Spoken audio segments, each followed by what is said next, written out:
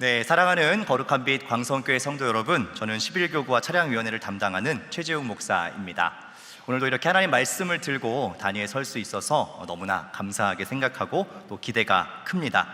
여러분들도 오늘 말씀에 대한 사모함과 또 기대를 가지고 이렇게 더운 날씨를 뚫고 또 예배의 자리에 나오셨죠? 네, 그런 기대함을 가지고 오늘도 함께 좀 힘차게 인사하며 우리 시작해보면 좋겠습니다. 제가 어떻게 인사하는지 다 아시죠?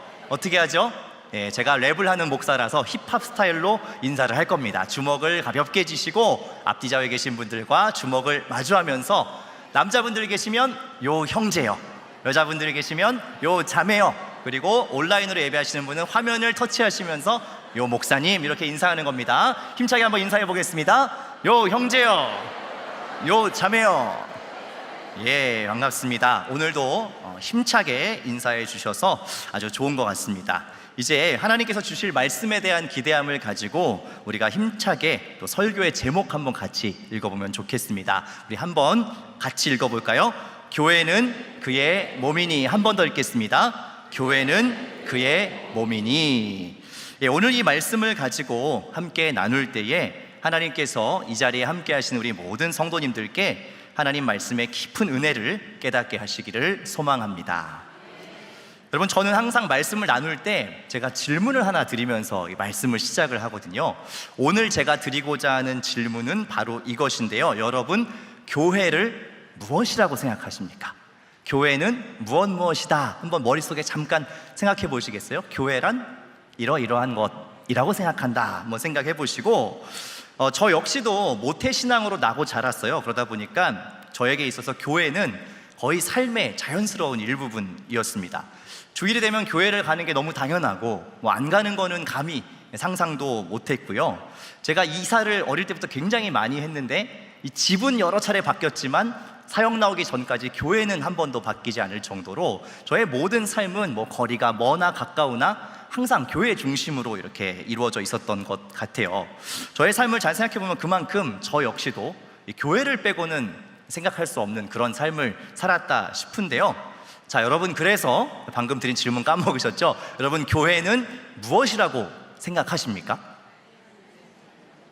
예수 그리스도의 몸이요. 오늘 설교 제목 같네요, 왠지. 예.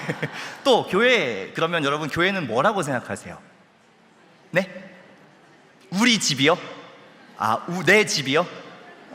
하나님의 집. 언제든 이렇게 편하게 올 수 있는. 좋습니다. 또 교회는 어떤 곳이라고 여러분 이렇게 정의 내리고 계십니까? 교회는? 네? 사랑의 공동체. 여기 지금 사랑의 공동체로 이렇게 함께 앉아 계신 거죠? 아주 사랑이 넘쳐 보이는 모습 감사합니다. 여러분, 여러 가지 대답들을 해주셨는데 각자가 가지고 있는 교회에 대한 정의가 아마 다양할 거예요. 여러분, 다 말씀하진 않으셨지만 교회 그러면 나는 이렇게 생각해 라는 것들이 모두 다 있으십니다. 그리고 다 그게 맞는 이야기들일 거예요. 그런데 제가 하나 좀 조심해야겠다 생각하는 게 하나 있어요. 뭐냐면 여러분들이 다 교회는 이렇다라고 생각하는 것들이 아마 대부분 여러분들의 교회에 대한 경험을 토대로 아마 형성된 정의일 거예요. 내가 겪어보니까, 내가 다녀보니까, 신앙생활 해보니까 교회는 이런 것이더라 라고 아마 여러분들이 그렇게 정리한 것들이 대부분일 텐데요.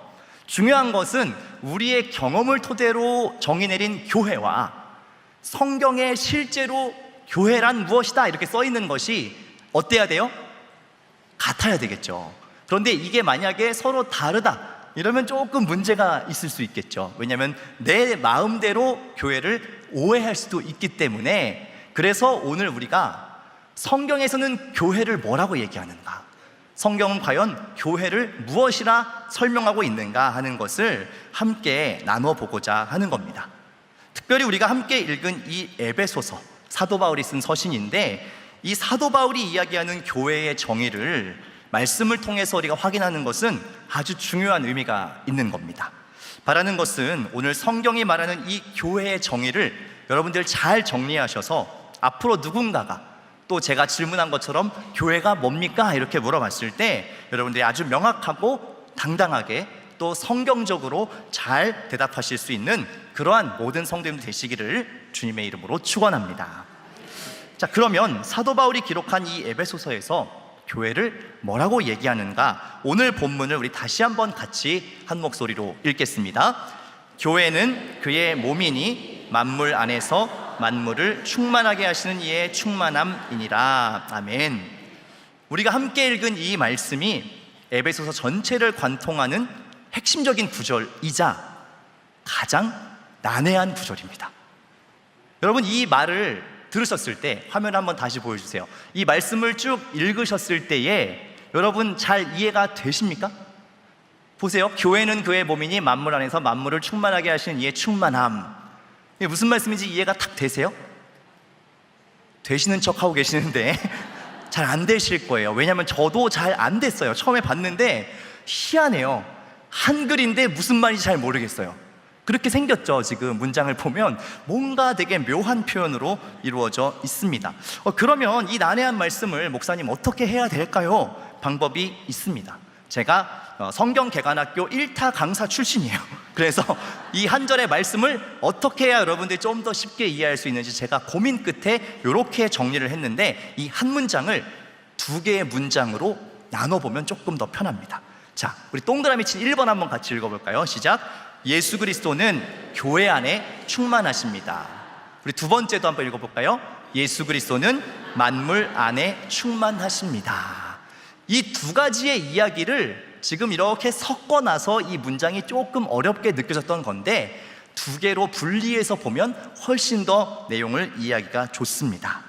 그런데 아니 목사님 1번에는 교회라고 써 있었는데 2번에는 교회란 단어가 안 나오는데요? 라고 생각하시는 분들 계실 수 있습니다. 뭔가 잘못 설명한 거 아니냐? 아닙니다. 네, 맞게 설명한 거고, 제가 이 사도 바울의 두 가지 선언을 이제 친절하게 또 차근차근 설명을 해드리려고 합니다. 먼저 첫 번째 정의를 좀 더 깊이 살펴보면 좋을 것 같습니다. 우리 한 번 더 같이 읽을까요? 교회는 그의 몸, 예수 그리스도는 교회 안에 충만하십니다. 네, 사도 바울은요, 먼저는 교회를 예수 그리스도의 몸이라고 이렇게 말합니다. 여러 가지 다양한 설명의 방법이 있을 텐데 왜 사도 바울은 하필이면 몸이라고 하는 개념을 가져왔을까요? 이것을 이해하려면 성경의 모든 말씀 중에서 몸이라고 하는 것이 가장 먼저 나오는 그 말씀을 한번 찾아볼 필요가 있습니다. 여러분, 성경에서 이 인간의 몸이 가장 처음 등장하는 책이 어디일까요? 창세기. 지금 굉장히 자신감 없게 말씀하셨는데 처음이라고 하니까 일단 창세기 얘기하면 한 절반 맞겠죠? 자, 여러분, 그럼 창세기 몇 장에 사람의 몸이 처음으로 나옵니까? 지금 표정이 목사님 그런 피차 곤란한 질문 하지 마세요 이런 표정을 짓고 계시는데, 창세기 2장에 보면 하나님께서 아담을 만드시는 장면, 거기에 처음으로 인간의 몸이 등장합니다. 창세기 2장 7절과 8절의 말씀 같이 읽어보겠습니다. 여호와 하나님이 땅의 흙으로 사람을 지으시고 생기를 그 코에 불어넣으시니 사람이 생명이 되니라. 여호와 하나님이 동방의 에덴에 동산을 창설하시고 그 지으신 사람을 거기 두시니라. 아멘. 하나님께서 가장 처음으로 사람을 만드시고 하나님이 만든 동산인 에덴에 두셨습니다. 그런데 참 안타깝게도 이 첫사람 아담은 하나님의 뜻을 올바르게 수행하나요? 안 하나요? 안 합니다. 하나님께서 하지 말라고 하는 것에 손을 대고 하나님과의 관계가 깨어지고 에덴 동산에서 쫓겨나게 되지요. 그 이후로 기록되어 있는 구약의 모든 이야기들은 이 첫사람인 아담의 본성, 즉 하나님의 뜻을 따라 살기를 싫어하는 그런 모든 인류의 민낯을 아주 고스란히 보여주는 이야기들입니다. 하나님께서 때때로 함께 하시고 간섭하시고 도와주시고 구원도 해주시는데도 불구하고 그것을 금세 다 잊어버리고 하나님의 뜻을 따라 살려고 한 그 계명도 율법도 다 지키지 않고 살아가는 우리 인간의 민낯, 그것이 구약 성경에 기록된 모든 이야기의 공통점이에요. 특별히 구약의 마지막 책인 말라기에 써있는 이 기가 막힌 모습을 우리가 볼 필요가 있는데, 말라기 1장 2절의 말씀 같이 읽겠습니다. 여호와께서 이르시되 내가 너희를 사랑하였노라 하나 너희는 이르기를 주께서 어떻게 우리를 사랑하셨나이까 하는도다. 여러분 보세요. 이게 얼마나 기가 막힌 표현이냐면 하나님이 이스라엘 백성에게 말씀하신 거예요. 내가 너희를 사랑하였노라. 근데 뭐라고 대답해요? 하나님 언제 우리를 사랑했어요? 하나님 언제 우리와 함께 하셨어요? 라고 대답하는 것이 구약 성경의 마지막 말라기의 이야기예요. 우리가 이 첫사람인 아담에게 물려받은 것은 결국 무엇이냐? 하나님에 대한 반역, 배반, 하나님 언제 우리를 사랑하셨죠? 라고 반문하는 이 교만함, 어리석음, 이것뿐입니다. 이것이 첫사람 아담의 몸에서 출발한 인류의 비극이죠. 그래서 하나님께서는 새로운 대안을 한 가지 마련하십니다. 하나님과의 관계가 깨어지고 분리된 이 아담의 모든 후손들, 하나님의 생명을 누리지 못하는 모든 인류를 위해서 이 실패한 첫사람을 회복시키고 극복할 수 있는 새로운 한 사람을 등장시키십니다. 여러분, 그게 누구이지요? 예수 그리스도이십니다. 그분은 첫사람인 아담과는 다르게 하나님의 뜻에 순종하시고 하나님의 뜻을 행하는 것을 자기의 양식으로 삼으시고 또 십자가를 지심을 통하여서 첫사람 아담과 모든 후손들의 죄와 죽음의 문제를 해결하십니다. 여러분, 이것을 믿으시지요? 바로 이것이 사도 바울이 예수 그리스도의 몸이라고 하는 표현을 가지고 온 이유입니다. 첫 번째 사람 아담은 철저히 실패해서 죄와 사망의 종로로 탈 수밖에 없었지만 새로운 한 사람 예수 그리스도는 그러한 인류의 모든 이 실패와 죄와 사망에서 우리를 건져내셨다라는 것입니다. 전혀 다른 차원의 몸, 새로운 생명의 몸, 부활의 몸이 우리에게 나타났다라는 것을 사도 바울은 몸이라고 하는 비유를 통해서 우리에게 말하고 있다는 겁니다. 그런데 여러분, 사도 바울은 여기서 그치지 않고 더 놀라운 이야기를 덧붙이죠. 그러한 새로운 몸, 예수 그리스도의 생명의 몸이 단순히 예수님 한 분에 대한 이야기가 아니라 예수 그리스도를 믿는 모든 사람들의 공동체인 교회에 대한 이야기라고 말하고 있습니다. 오늘 읽은 말씀에 보면 교회는 그의 몸이다 라고 이야기합니다. 교회가 예수 그리스도의 몸이다라는 거예요. 여러분, 이것은요 엄청나게 파격적인 선언입니다. 사도 바울은 지금 교회를 예수 그리스도와 한 몸이라고 보고 있는 거예요. 승천하신 예수님께서 하늘 보자 높은 곳에 앉아서 그냥 이렇게 팔짱 끼고 아유 땅에서 무슨 일이 일어나나 보자, 교회가 어떻게 하나 보자, 이렇게 관망하시는 것이 아니고 지금 여기 계시고요, 우리 안에 거하시고 우리와 한 몸이 되어 계시다라는 겁니다. 여러분, 이것이 얼마나 영광스러운 고백인 줄 아세요? 여러분, 이것을 믿으십니까? 여러분, 정말 이것을 진실로 믿으세요? 내가, 그리고 우리가 그리스도의 몸 그 자체라는 거예요. 우리 교회가, 이 땅의 교회들이 그리스도의 몸이라는 것, 엄청나게 놀라운 선언입니다. 여러분, 몸의 가장 중요한 특징이 무엇입니까? 몸의 가장 중요한 특징은 하나로 연결되어 있다는 거예요. 그래서 나눠질 수 없다라는 것이 중요한 특징입니다. 여러분 중에 혹시 교회 오실 때 여러분 몸의 일부만 오신 분 계세요? 오늘 좀 설거지를 마저 못해가지고 손은 좀 남겨놓고 나머지만 오신 분 계십니까? 없으시죠? 오늘 급하게 갈 데가 있어가지고 운전을 해야 돼서 저기 다리만 좀 하체만 남겨놓고 상반신만 오신 분 안 계시죠? 몸이라고 하는 것은 그런 겁니다. 하나 되어 있어서 결코 나누어지지 않는다라는 거예요. 나눠지고 분리되고 떨어지면 어떻게 돼요? 생명력을 잃고 죽어버립니다. 그게 바로 몸의 특징입니다. 그래서 사도 바울은 그가 기록한 다양한 서신서에서 교회를 설명할 때 예수 그리스도를 머리로 하고 우리 모두가 온몸의 지체인 하나의 몸이다 라고 소개합니다.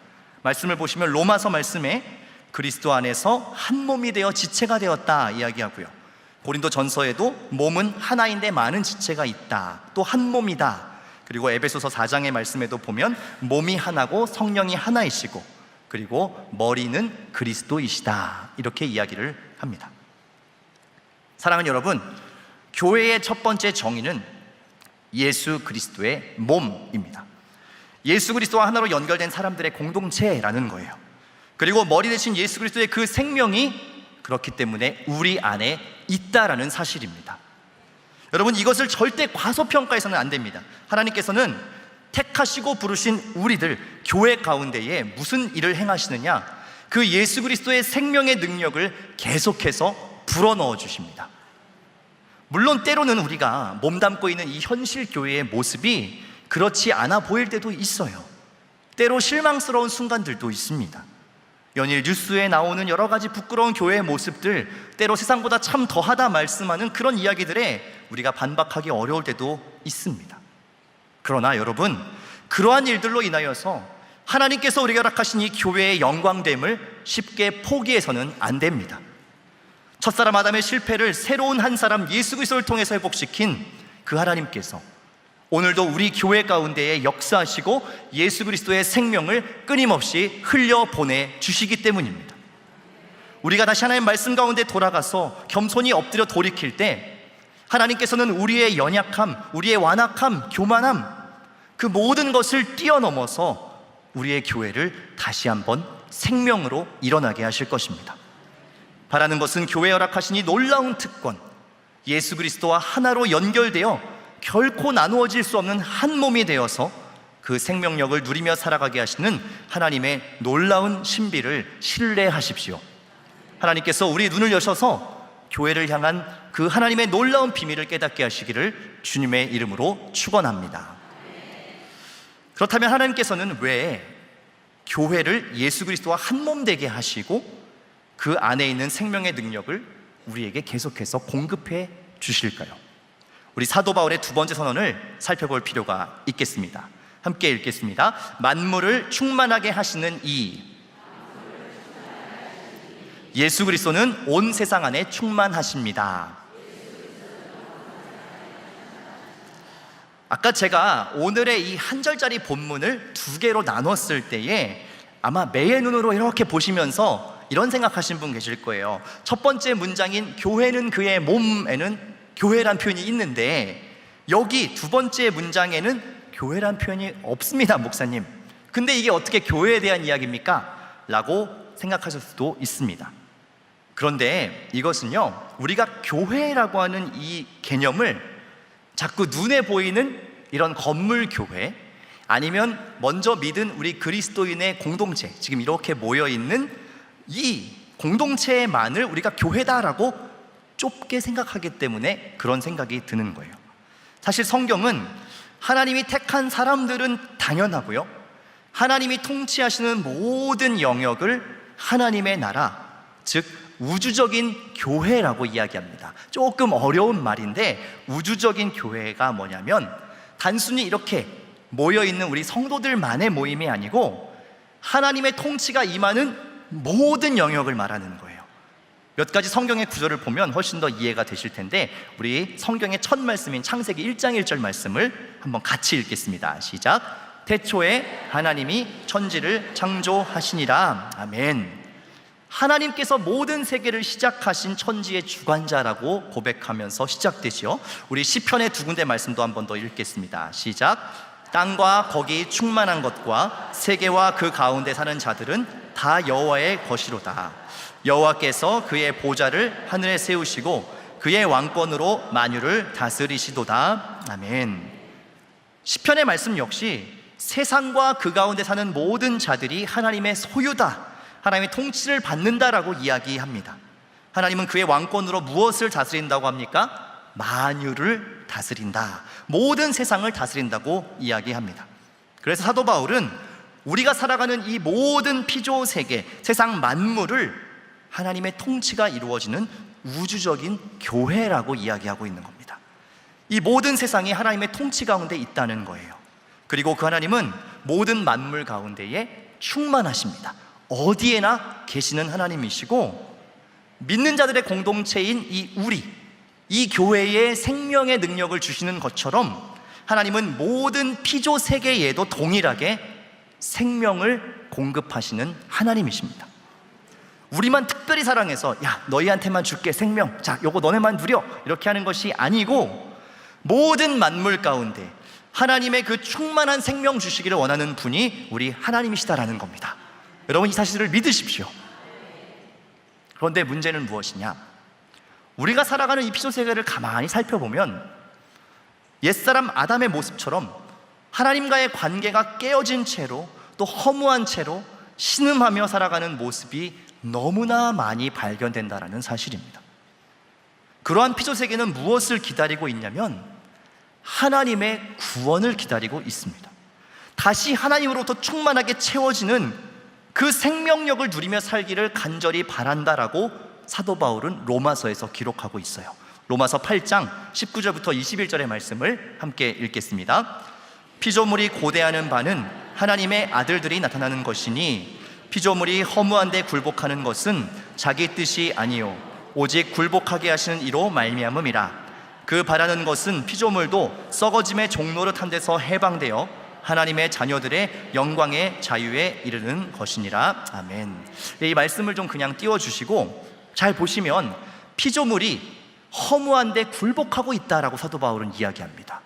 모든 만물들이 허무한 것에 굴복하고 있대요. 그런데 자기 뜻이 아니래요. 뭐 때문이라고 기록해요?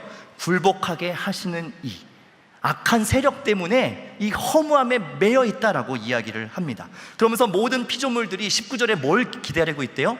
하나님의 아들들이 나타나는 것을 기다리고 있다라고 말합니다. 하나님의 아들들이라고 복수로 표현한 것은 왜 그러냐면 예수 그리스도를 믿고 구원받은 우리들, 그리스도인들, 교회를 기다리고 있다라는 것입니다. 여전히 깨어지고 아파하는 그 세상이 간절히 바라는 것이 무엇이냐? 믿는 자들을 통한 구원의 손길을 간절히 기다리고 있다라는 겁니다. 먼저 믿은 우리가 너희가 누리는 그 생명을 우리에게 좀 전해줘라고 이 깨어진 세상이 간절하게 요청하고 있다는 겁니다. 썩어짐의 종로로 타는 것에서 우리도 해방되고 싶으니 너희들, 하나님의 자녀들이 누리는 그 영광, 그 생명, 그 자유, 그것을 우리에게도 달라고 그렇게 간절히 부르짖고 있다라는 겁니다. 사랑하는 여러분, 사도 바울이 이야기한 교회에 대한 이 두 번째 선언, 예수 그리스도가 만물을 충만하게 하신다는 이 선언은 그래서 하나님과 동역하는 우리 교회의 역할이 반드시 필요한 선언입니다. 하나님께서 오늘도 우리의 교회들을 향해서 어떤 마음을 가지고 계시는지 아십니까? 먼저 구원받은 우리에게 무엇을 원하는지 아세요? 디모데전서 2장 4절의 말씀을 우리 함께 읽겠습니다. 하나님은 모든 사람이 구원을 받으며 진리를 아는 데에 이르기를 원하시느니라. 아멘. 여러분, 하나님께서는요 모든 사람이 구원을 받고 진리에 이르기를 원하십니다. 이것이 하나님의 절박한 심정입니다. 자신이 창조하신 모든 세상을 바라보시면서 여전히 깨어지고 하나님께 등 돌리고 그로 인해 허무하고 공허한 생명을 잃어버린 모든 피조 세계를 바라보시면서 하나님은 이 모든 세상을 구원하기를 원하신다는 겁니다. 그런데 그 일을 우리 그리스도인의 공동체인 저와 여러분들, 예수 그리스도의 몸인 교회와 함께 하기를 원하신다는 겁니다. 그렇기 때문에 우리들은 그저 나 하나 구원받았다, 나 천국 가게 되었다, 이것을 가지고, 그것만을 가지고 기뻐해서는 안 됩니다. 우리는 그것만을 위해 구원받은 사람들이 아닙니다. 하나님의 구원은 그런 값싼 것이 아니에요. 그저 우리는 구원받았으니까 우리끼리 여기 모여서 으쌰으쌰 잘 지내자, 그것으로 끝나서는 안 된다는 겁니다. 여전히 깨어져 있는 세상을 향해서 우리가 이미 누리고 있는 이 생명의 복음, 예수 그리스도와 한몸 되어 살아가는 이 놀라운 신비를 깨어진 세상 가운데에 알려주는 것이 우리 교회의 역할이라는 것입니다. 교회됨의 이 정체성, 깨어진 세상 가운데 생명 전하는 그리스도의 몸인 교회로 살아가시는 저와 여러분들 되시기를 주님의 이름으로 축원합니다. 사랑하는 거룩한 빛 광성교회 성도 여러분, 오늘 사도 바울이 선언한 이 에베소서의 말씀, 우리 함께 읽은 이 본문을 다시 한번 읽어보면 좋겠어요. 다시 읽을 때에는 우리가 지금 나눴던 이 두 가지의 이야기들, 이 의미들을 다시 한번 좀 깊이 생각하면서 우리 천천히 다시 읽어보면 좋겠습니다. 함께 읽겠습니다. 교회는 그의 몸이니 만물 안에서 만물을 충만하게 하시는 이의 충만함이니라. 한 번 더 읽을까요? 교회는 그의 몸이니 만물 안에서 만물을 충만하게 하시는 이의 충만함이니라. 아멘. 사도 바울은 오늘 이 한 절의 말씀을 통해서 교회란 무엇인가에 대한 선언과 동시에 교회가 무엇을 해나가야 하는가를 함께 보여주고 있습니다. 교회는 그리스도와 함께 생명을 누리는 한 몸입니다. 그리고 여전히 그것을 누리지 못하는 깨어진 세상을 향해서 그 생명을 전하고 마침내 하나님께서 완성하실 우주적인 교회, 만물을 통치하시는 그날을 준비하는 공동체로 부르심 받았습니다. 사랑하는 여러분, 오늘 이 말씀 앞에 우리의 정체성을 다시 한번 새롭게 합시다. 여러분들이 얼마나 영광스러운 존재로 부르심 받았는가 하는 것을, 여전히 하나님께서 모든 세상의 구원을 얻기까지 어떤 열심을 기울이고 계시는가를 다시 한번 바라보셔야 합니다. 여전히 깨어짐 가운데 신음하는 이들, 예수 그리스도의 그 생명을 간절히 고대하고 있는 그곳을 향해서 우리가 나아갈 수 있기를 원합니다. 여러분들이 살아가는 삶의 자리를 생각해 보십시오. 또 여러분들 주변의 가족과 이웃들을 생각해 보십시오. 또 우리가 살아가는 이 세상, 이 민족과 세계 열방을 여러분 생각해 보십시오. 이 모든 자리에서 만물을 충만하게 하기 원하시는 그 하나님의 열심이 계속해서 성취되기를 원합니다. 이 모든 피조세계가 하나님의 구원을 받아 예수 그리스도로 한 몸 될 수 있기를 원합니다. 저와 여러분들의 삶을 하나님의 손과 발 되게 하셔서 그 일에 쓰임받게 하시기를 원합니다. 우리 마지막으로 사도 요한이 본 환상, 요한계시록의 말씀을 우리 함께 힘있게 믿음으로 선포하기를 원합니다. 함께 읽겠습니다. 세상 나라가 우리 주와 그리스도의 나라가 되어 그가 세세토록 왕노릇 하시리로다. 아멘.